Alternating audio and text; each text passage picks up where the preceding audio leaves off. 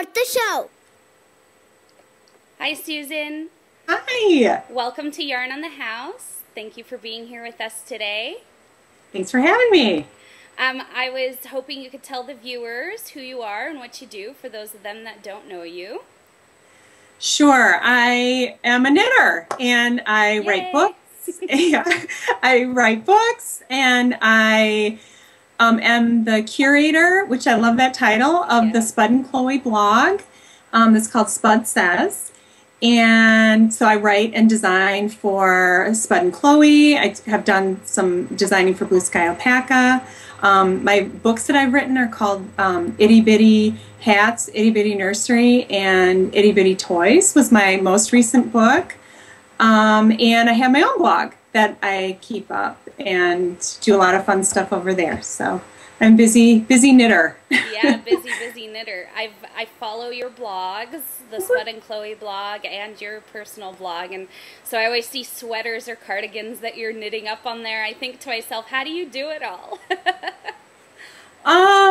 Yeah, I just work really hard. I work.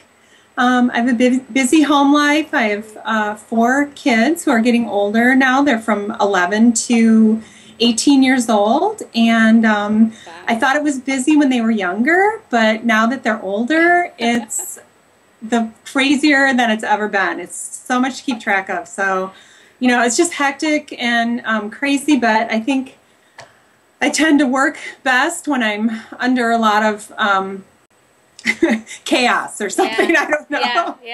Yeah, I'm just used to it. So yeah, I'm just busy all the time and but doing what I love. So yeah, that's good. That always makes it better when you do something that you love.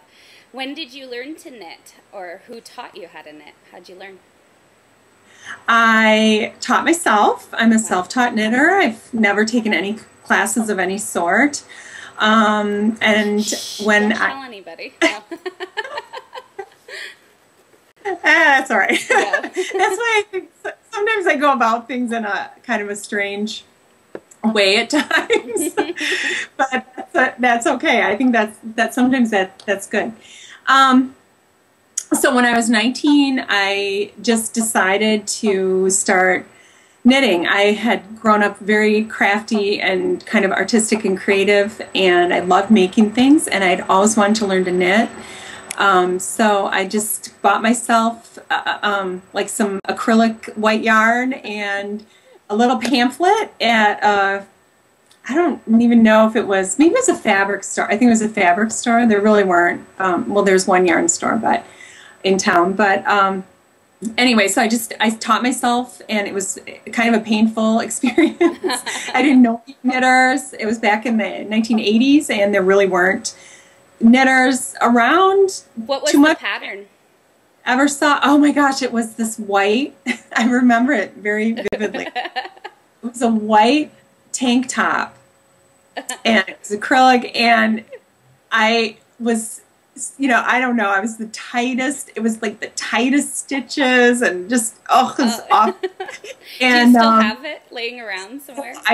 I don't have it, but I laugh about it because I gave it to my sister because I was really proud of it, regardless of how awful it was. I was so proud of it, and I never saw it again. Like, she never, she never wore it. It was, but I love that, and I've been asked this before, and so I asked her if she still had it, and she didn't. Yeah, well.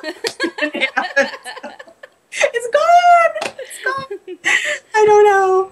Yeah, so anyway, that's my story. But I fell in love with knitting. I never stopped from that day on. And, I've had multiple projects going since then. And I have improved a little bit. So since then. How did you get into designing? How did you go from knitting, patterns to going into saying, I could do this on my own?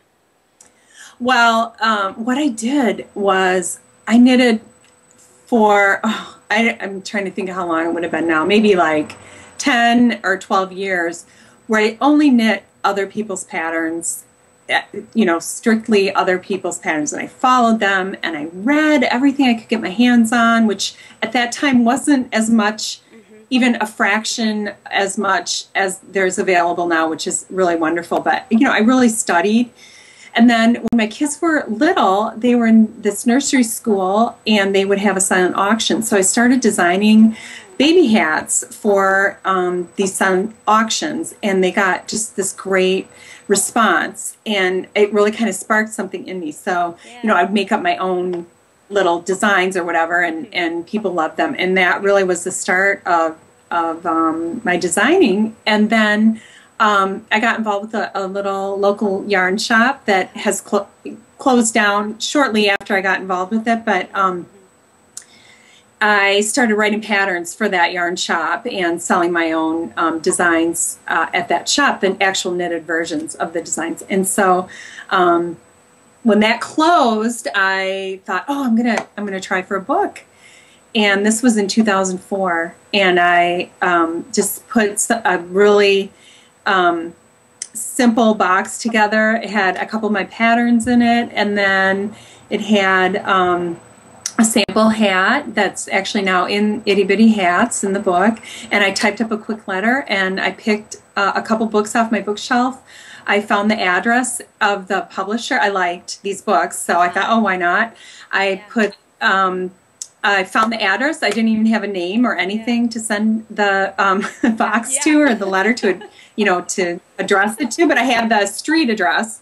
Right. And then I sent it off, and about 12 days later, they contacted me and wanted to do a book. Wow. So I had a book deal just a couple weeks. Yeah, so it was just a wonderful story that, it's just kind of a anybody can do it kind of thing. Yeah, meant to be, and really fun. So, and I'm still with the same publisher, and I have another book coming out in the spring of 2011. So that'll be my fourth book. I'm just kind of finishing that one up right now.